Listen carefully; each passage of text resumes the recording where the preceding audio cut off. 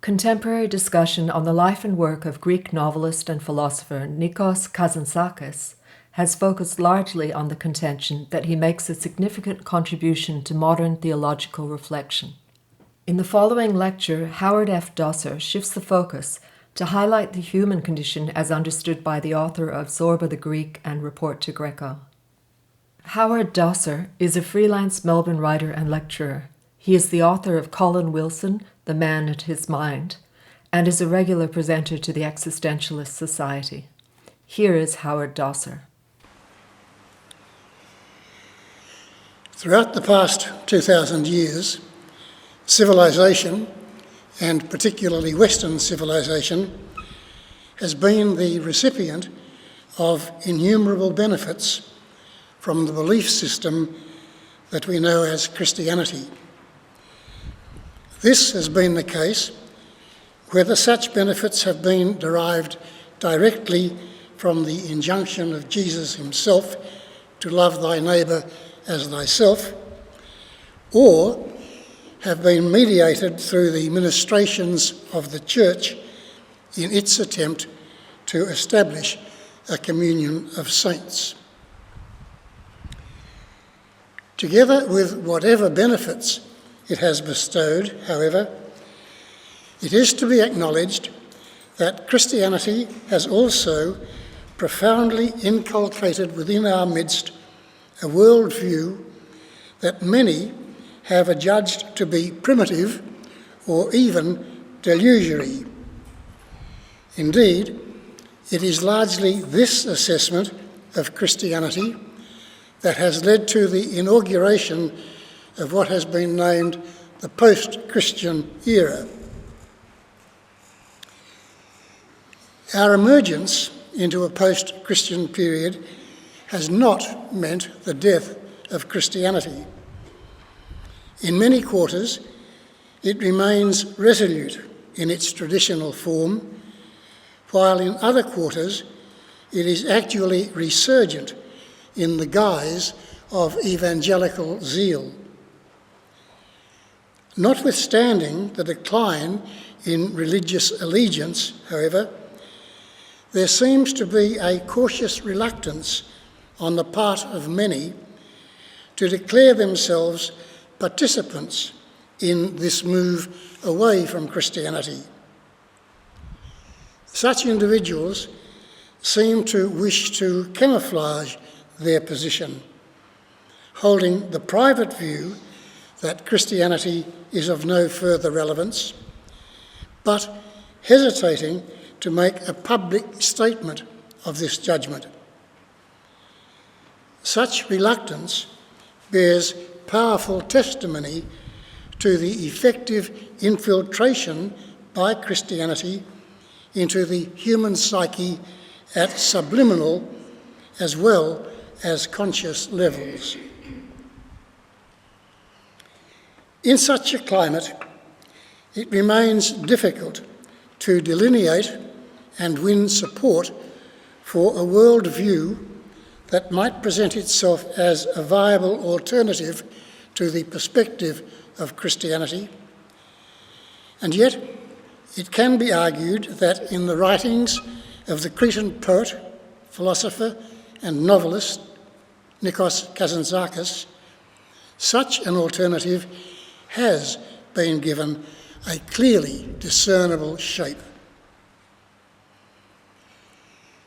In the view of the German-American theologian Paul Tillich, it is possible to understand Christianity only from a position within what he called the theological circle, that is to say, from within the community of believers. Since faith itself provides an accommodating intellectual perspective, or places the intellect outside the authority of faith, so that it can have no influence on fashioning faith, there would appear to be much validity in Tillich's assertion. But it may be equally true that if one hopes to comprehend a meaningful option to a Christian understanding of man's relation to reality, one must step outside the faith, for otherwise that faith may act to bias the mind against new ideas. Let us agree then, theoretically, and if only for the purpose of this present exercise, to do away with the opening verse of the book of Genesis. In the beginning, God created the heaven and the earth, and replace it with the opening words of Kazantzakis' magnum opus, The Saviours of God.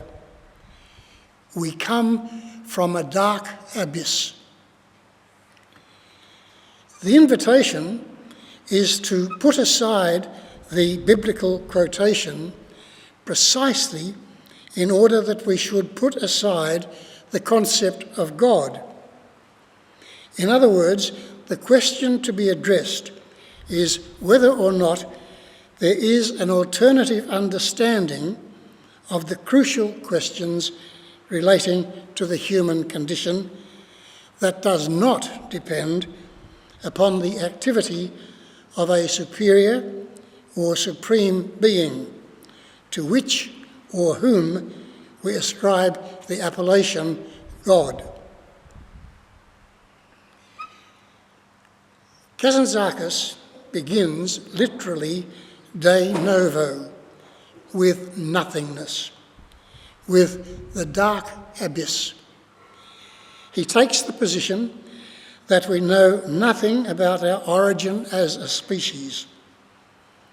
In a similar manner, he declines the vision of a Christian paradise into which we might enter as a consequence of a diligent faith, and argues that just as we come out of a dark abyss, so too we end in a dark abyss. Kazantzakis has no interest in a cosmological or a teleological argument for the existence of God. There is no doubting, however, that Kazantzakis has an abiding and profound interest in an ontological observance of the human condition. Accepting the notion that we emerge out of and move inevitably towards profound mystery, Kazantzakis shifts his focus to the period that intervenes between the originating and the culminating abysses, the period that we experience as life. For him, the abiding questions have to do with the nature of that interval and the behaviour in which man might engage while he traverses it. It is in this sense that the thinking of Kazantzakis may be described as fundamentally existential. Finding himself to have existence as a being in the world, the Danish philosopher Søren Kierkegaard demanded an interview with whatever director might have been responsible for his being born. There were several questions he wanted to put to this director, among them being, how did I come to be here? By whose permission am I here? Such questions are, of course, unanswerable, if for no other reason than that no director who directly answers our questions has as yet been located. The fact is that in the face of our existence, we can but accept it or reject it. We can choose to live out our life, or we can end it in an act of suicide. But we can never seriously question it. The fact remains, nonetheless, that our existence is limited by the phenomenon of our death. Death is as inevitable a fact of our historicity as is our birth. Philosophize as we will over our birth and death, we cannot extend our individual existence beyond them in either direction, and we would do well to fold them into the enigmatic satisfaction implicit in the Kazantzakian poetic epigram, "We come from a dark abyss and we end in a dark abyss." Accepting this pithy epitaph as a legitimate alternative to the Christian poetic formulation that asserts that we were created by a loving God and move towards repose in a condition to which we give the name heaven. Of course, there is a major distinction between these Kazantzakian and Christian poetic expressions. While the latter offers us a reward for our faithfulness and enlightenment for our bewilderment, the Kazantzakian view refuses to turn its face from the harsh reality of a cessation to our individual participation in existence. But a concentration on this distinction serves only to divert our attention away from the central fact upon which Kazantzakis would have us focus, the fact of our existence itself. Far removed from being an expression of pessimism or a foundation for nihilism, Kazantzakis' view of life as a luminous interval between two abysses is the strongest possible affirmation of life. What the English philosopher and novelist Colin Wilson saw as a great tree trunk lying across the pathway of contemporary civilization, the problem of life devaluation, is done away with through a comprehension of Kazantzakis' analogy of life as a comet flashing, even for a brief moment, across the night sky of oblivion. Who could wish to pluck that comet from the sky and terminate its trajectory? Who does not marvel at its majesty and beauty? For Kazantzakis, the central question is one of the many other questions Kierkegaard sought to address to the director. Now that I find myself possessed of being, what am I to do with my life? That question is existential, ontological, and fundamental. Moreover, it is a more significant question than those others of Kierkegaard's mentioned earlier, because it is a question that can be answered, and it can be answered without reference to any external authority. Its answer lies within the very nature that man experiences himself to be. In actual fact, according to Kazantzakis, it is answered in man's intuitive grasp of his own existence. We answer the question in the very act of asking it. Amidst the achievements of modern Western art, two of the most powerful creations are Auguste Rodin's bronze sculpture, The Cry, and Edvard Munch's painting, The Scream.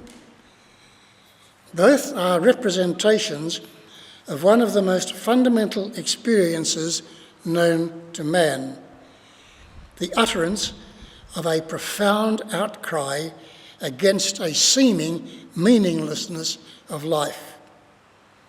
Both are, as it were, the voice of one crying in the wilderness, an expression of lamentation over what we think to be our inability to achieve a comprehensible grasp of our own significance, a soul-searching protest against loneliness and the despair of isolation. There can be little doubt that if Kazantzakis ever contemplated either of these works, he would have recognised the anguish they represent, but there can equally be little doubt that he would have seen in them the seed of the highest human aspiration. The cry, the scream, issuing from these artistic representations is much more than an enunciation of the inexpressible pain that pertains to the human lot. It is an affirmation of and a plea for the more that man intuitively understands lies just beyond his grasp.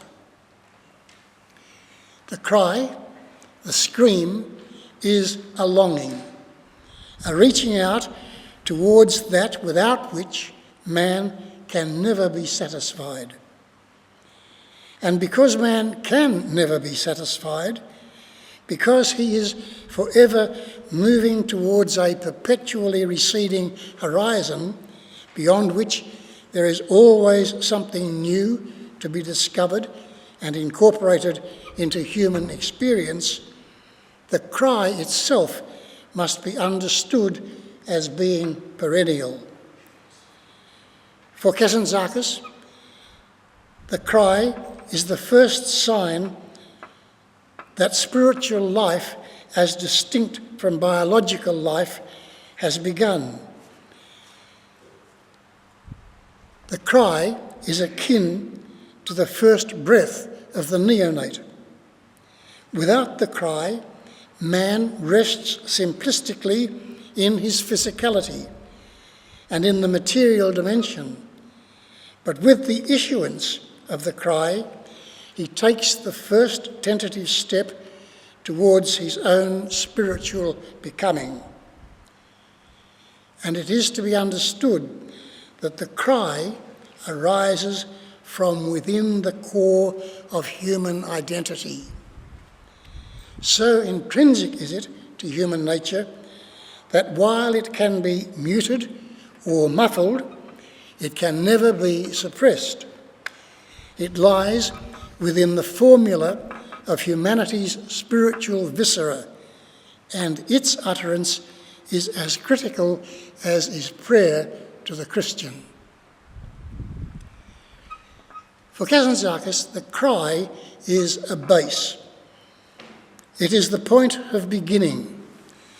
From the deepest recesses of the cry, a man starts out on a journey into his own spirituality, and no aspect of his life will be of greater moment than that journey.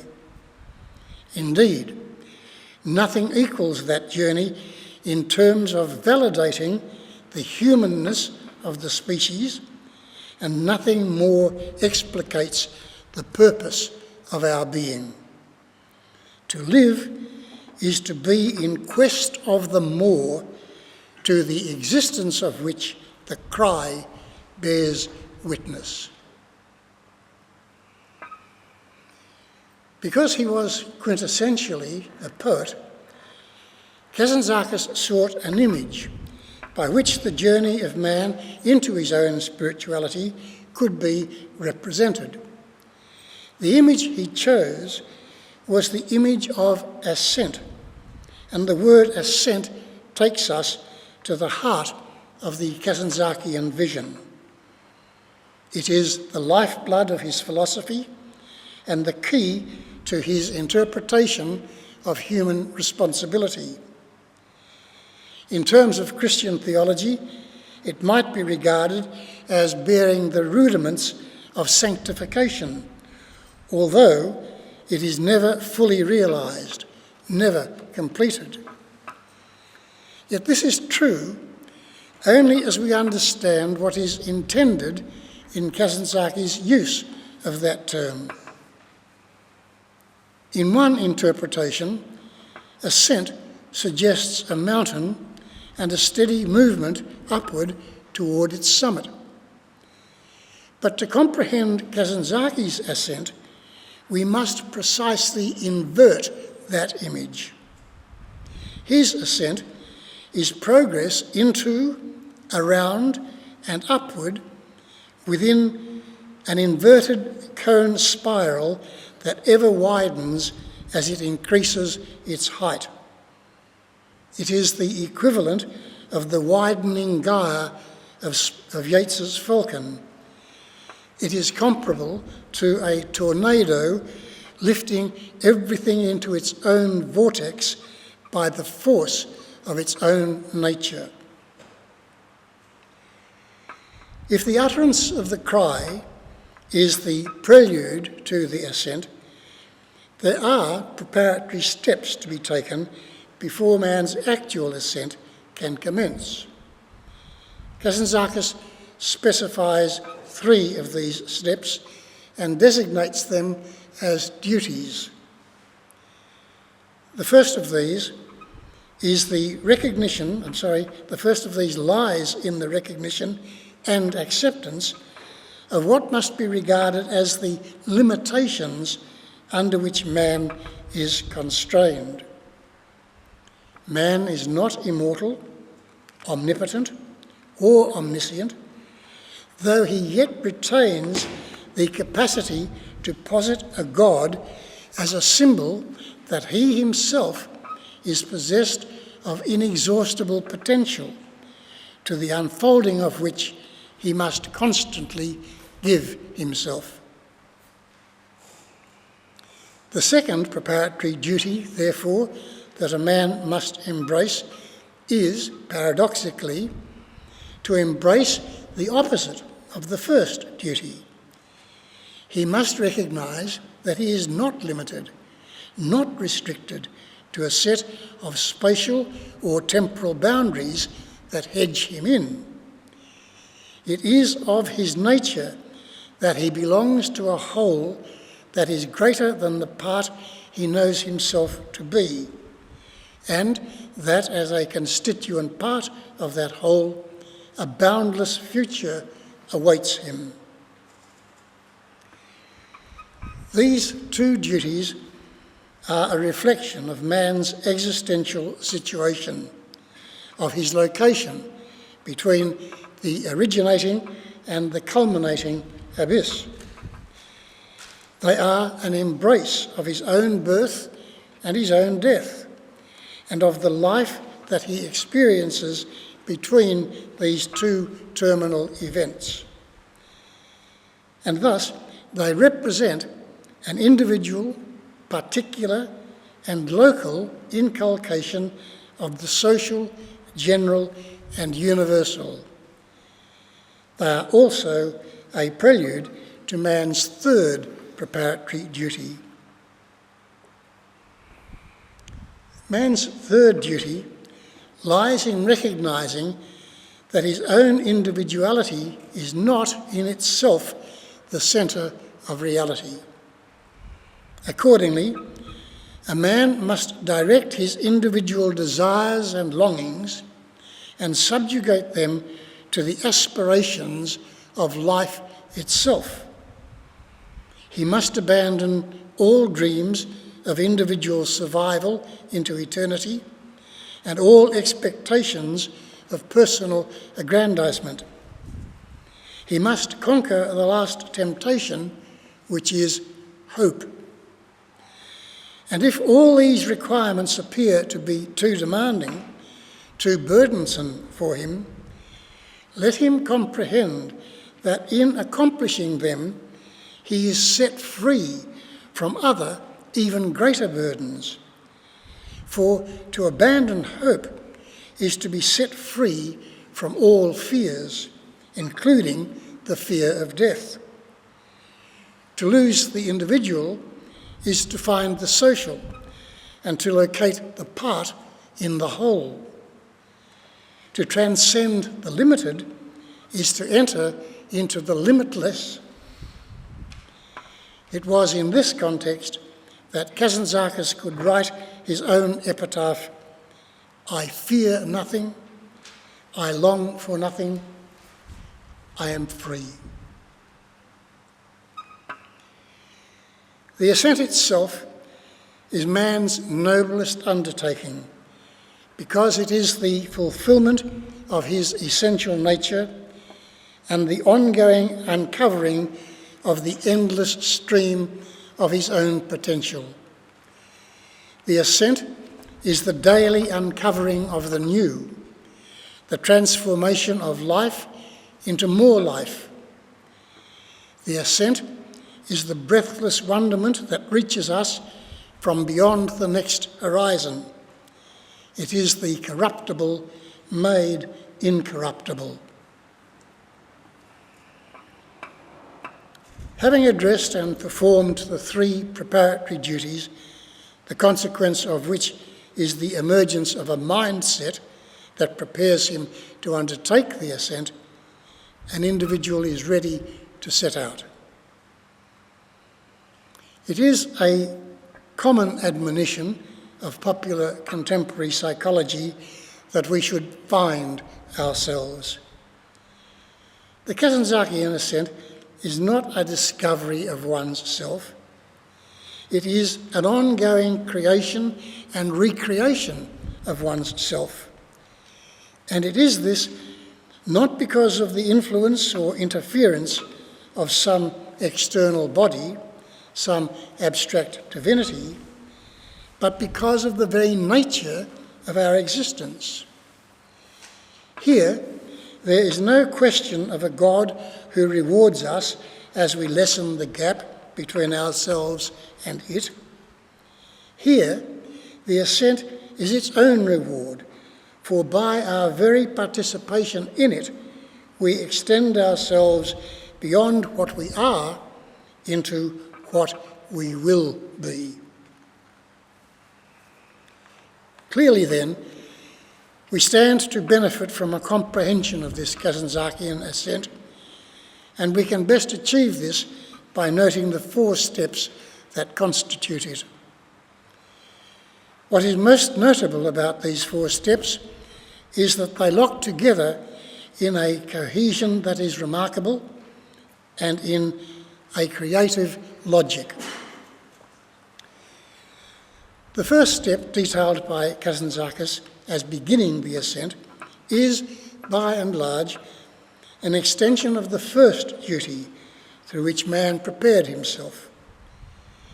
It is comprised of a deepened, more rigorous re-evaluation of the self, so that all the ambiguities, internal contradictions, confusions, dissatisfactions, and negative emotions are wed to the aspirations, dreams, intentions, and determinations that all help serve to define us.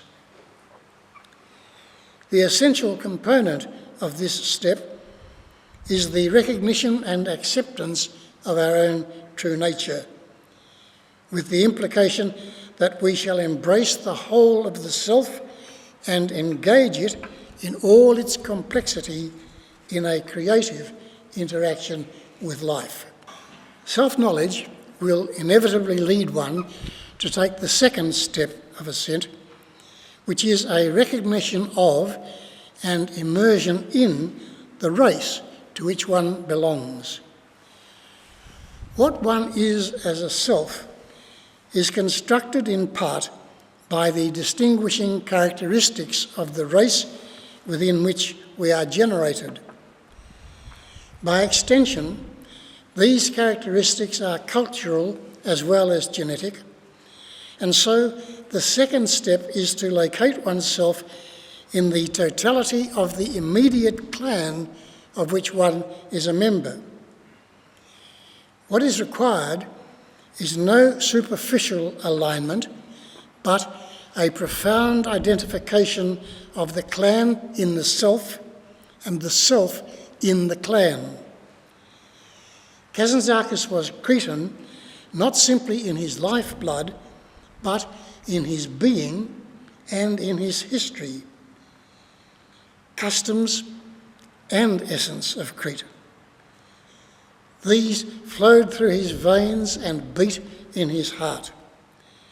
To say Crete is to say Kazantzakis, and to say Kazantzakis is to say Crete. In undertaking the third step of the ascent, an individual subsumes himself within the whole of mankind. He recognises that the cry he hears welling up within himself is the cry not simply of his own ego, but of the species to which he belongs. It is a comprehension that each individual is a constituent in a community, and that community takes into itself every individual who lives, has ever lived, or will ever live. Each human being is a microcosm of humanity. We are, every one of us, a part of an existential whole.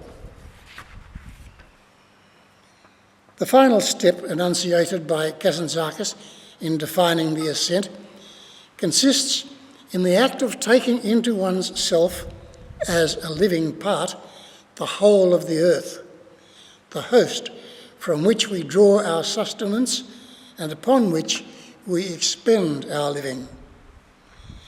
As is the case with various indigenous populations of countries across the world, we need to see the earth and the vastness of the universe within which it spins as a spiritual landscape against which our own true nature is thrown into relief.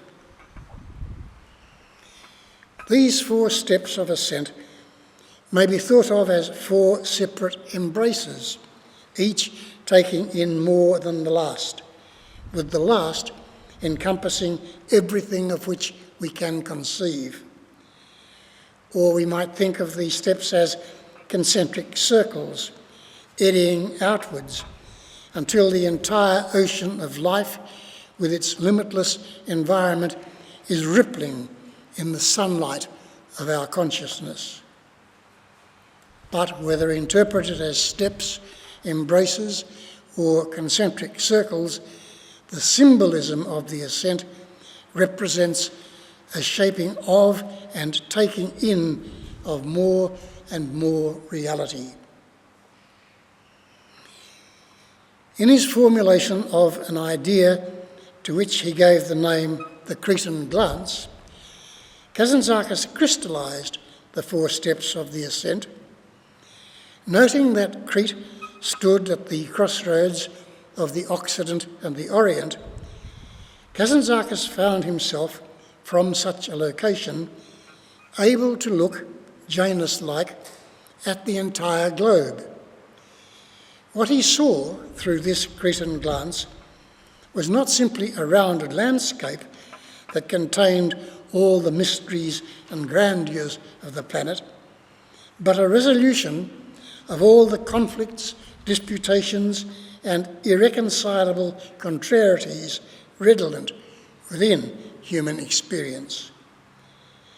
His Cretan glance, with its capacity to transform contradictions into complementarities, symbolises Kazantzakis' argument that mankind must adopt a new perspective, a new manner of viewing that takes in more and more of the ineffable and which integrates our consideration of spiritual matters more realistically with our ongoing quest for knowledge within the major intellectual disciplines. Thus, contemporary science might find in the Kazantzakian model of ascent a corollary to the Darwinian theory of evolution. In both models, there is a theory of development that incorporates all that was into all that is, and actively sets about transforming that into all that will be. This act of transformation is given considerable emphasis in the writings of Kazantzakis, although he refers to it by a variety of terms, including transubstantiation and transmutation. Again and again, he refers to the transubstantiation of the flesh into spirit. If we ask what he means by this terminology, it might be argued that he is advocating the discovery and celebration of the spiritual value that underlies every material object. The spiritual, as the English writer Philip Toynbee reminds us, is the meaning of the material. Thus, the spirituality of the violin or the flute lies in the music they produce. Kazantzakis would have us penetrate into the heart of meaning of things, to redefine external reality so that it accords with the requirements of authentic being. Instead of seeing things as static objects, we begin to see them as components of a living, dynamic, and developing reality. But the philosophy of Kazantzakis has applications not only within our enterprise in the pure sciences.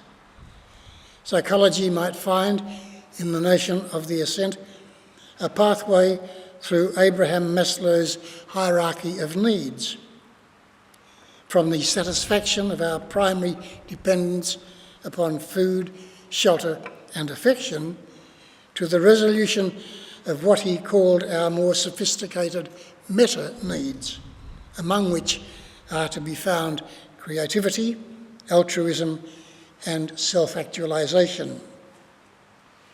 Sociology might find in the notion of the ascent the foundation for the formation of a globalised community in which synergy, as defined in the writings of Ruth Benedict, is maximised, so that what is good for the individual is in fact good for the collective body, and vice versa.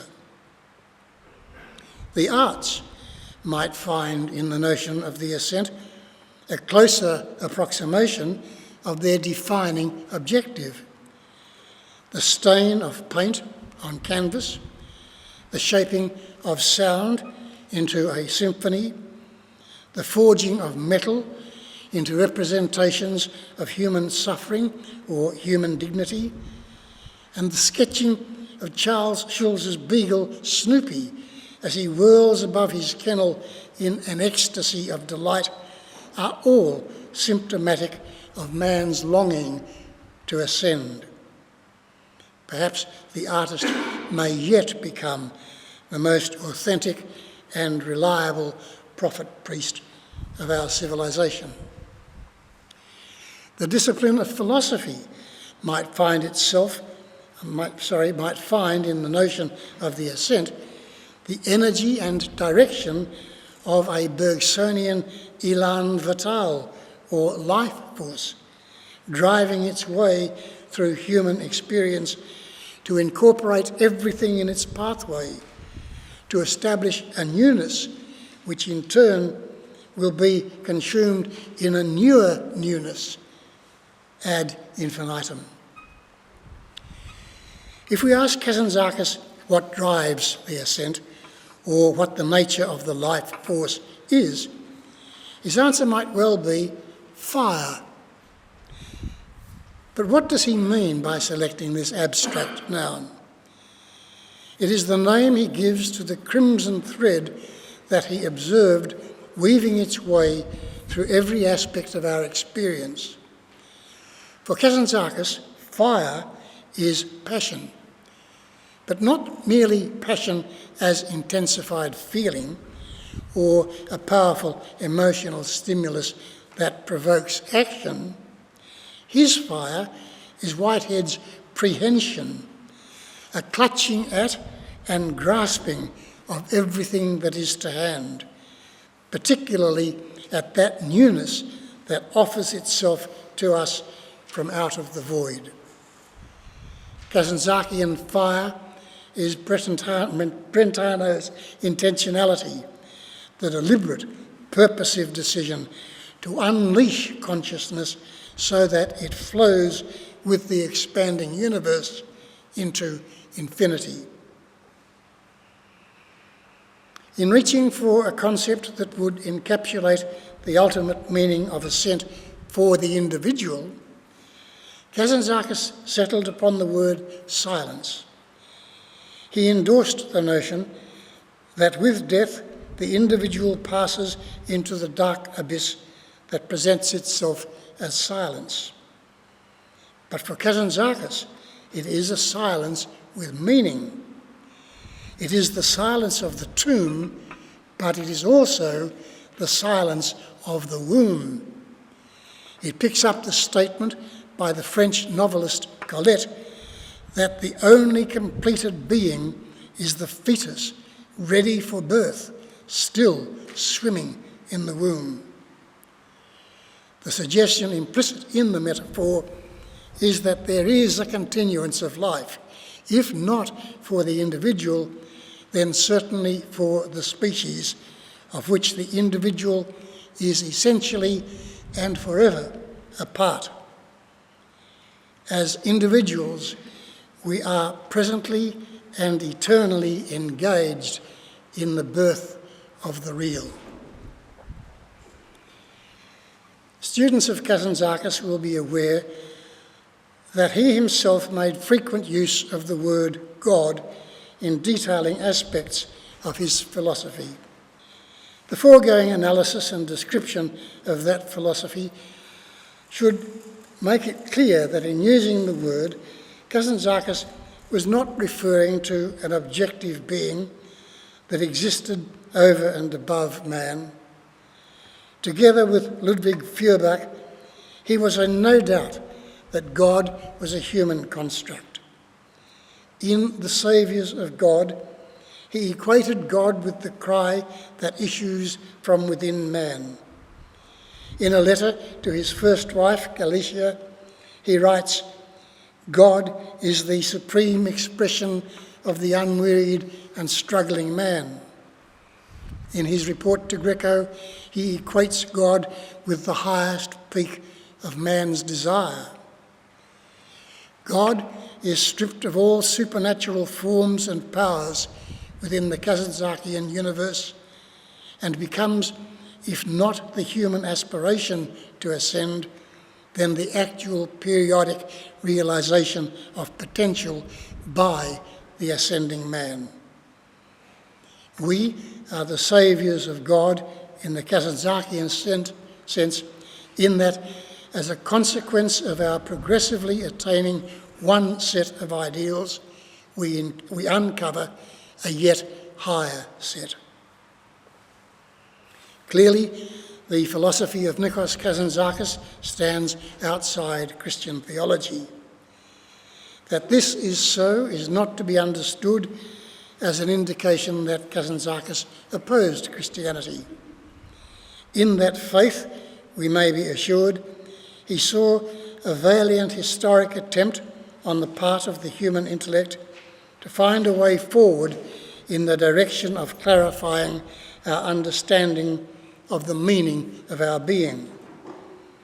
Kazantzakis was a keen student of Christianity, as he was of many of the major intellectual disciplines of his day, including communism, Buddhism, Bergsonism, and the philosophy of Friedrich Nietzsche.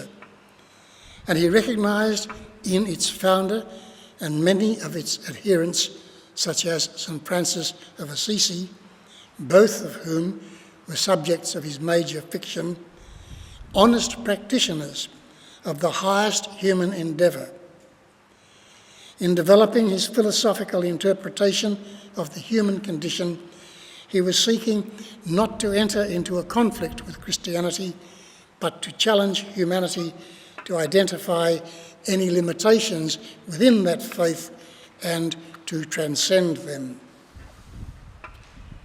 Clearly, all of the foregoing is to be understood as being the merest outline of the philosophy of Kazantzakis. But if we cannot encompass here an adequate explication of his views or a comprehensive argument in support of them, perhaps it is possible to make some evaluative comments with regard to them. In the first place, it can be said that Kazantzakis' thinking is enormously courageous. It confronts and survives dual assaults from established religions and philosophies, and more significantly, from the pervasive sense of meaninglessness that marks our age. Acknowledging, as he does, that we live in an age between eras, an age in which change is occurring at an exponential rate and the very ground shifts under our feet with increasing velocity and vigour, Kazantzakis grasps the challenge implicit in such a situation and wrestles with it. Recognising the inadequacies of the countless theoretical models that govern our living, he reshapes them and fashions an overarching intellectual framework within which we might establish a more meaningful experience and a higher quality of life. The intellectual model Kazantzakis presents us with is entirely rational. It does not fly in the face of established scientific knowledge, does not demand any leap of faith, does not contradict any of our highest values. On the contrary, it embraces the paradoxical in life, transcends our outmoded mythologies, tolerates our failures and shortcomings, and incorporates our highest aspirations. Nor does it forbid a place to our animal nature, our emotional being, or our intuitive grasp of the reality that lies beyond our rationality. Kazantzakis' vision closes the alleged dichotomy between reason and faith. It satisfies the mind's unquenchable thirst for an expanding field of knowledge by supplying it from the future with an unlimited source of new information.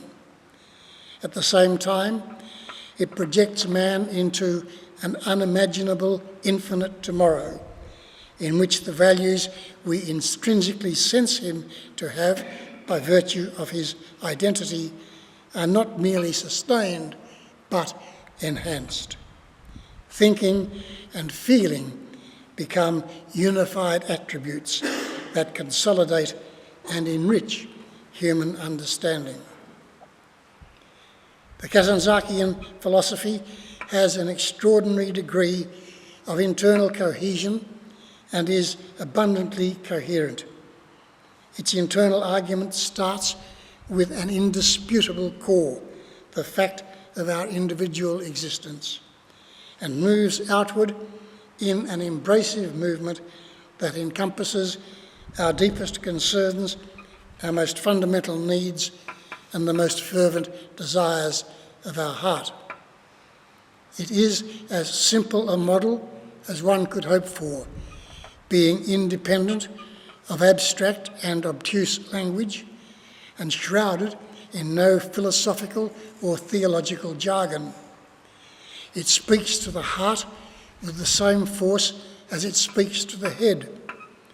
It is an integrated argument that appeals to the whole man and to the totality of men. Not the least characteristic of the Kazantzakian philosophy is its intrinsic beauty. It is impossible to turn to his writings without immediately being struck by the majesty of his language, the poetry of his imagery, and the stunning aptness of his metaphors and similes. Scorning the sophistication of highly cultured language, yet demonstrating a masterful command of many languages and of language per se, he utilises the demotic form of his own peasant countrymen to enunciate the grandeur of man and the agony and ecstasy of his perpetual ascent.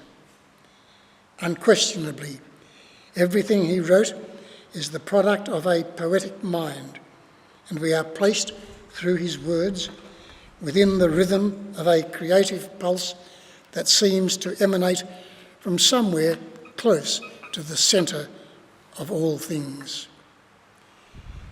Kazantzakis took pains to present his argument through the full spectrum of literary forms, so that we may approach it via the form of our choice. In his essays and ruminative writings, he set out the theoretical base of his argument, but then, in his novels, his plays, his poetry, and his travelogues, he illustrates his theory by introducing us to characters such as Zorba the Greek in the novel of that name, Manolius in Christ Recrucified, and Captain Michaelis in Freedom or Death. In the incomparable Odysseus, the quintessential Kazantzakian figure in his epic poem, The Odyssey, we can observe ascending man in all his pathos and in all his magnificence. Whoever has not read these works is yet to meet four of the most significant creations in the history of literature or in the ongoing record of human spirituality. Finally, it is to be noted that Kazantzakis does not offer his work with any pretense that it is an infallible sacred text. On the contrary, he makes a passionate appeal for the demolition and destruction of his argument. He pleads with us to dispute his every contention and replace it with a richer insight, for he understands that the passageway that leads into a future that is not merely sustainable but enriched must be marked by the remnants of vigorous disputation and intellectual contests. Such disputation provide the very stepping stones of the ascent as our comprehension and understanding change with the attainment of new insights, the inculcation of new experiences, and the forging of new syntheses. The writings of Kazantzakis are not Holy Writ, but intensive and tentative scratchings on the fabric of life, which he placed on record, his individual passing through and contribution to the unfolding, endless becoming of man. Thank you.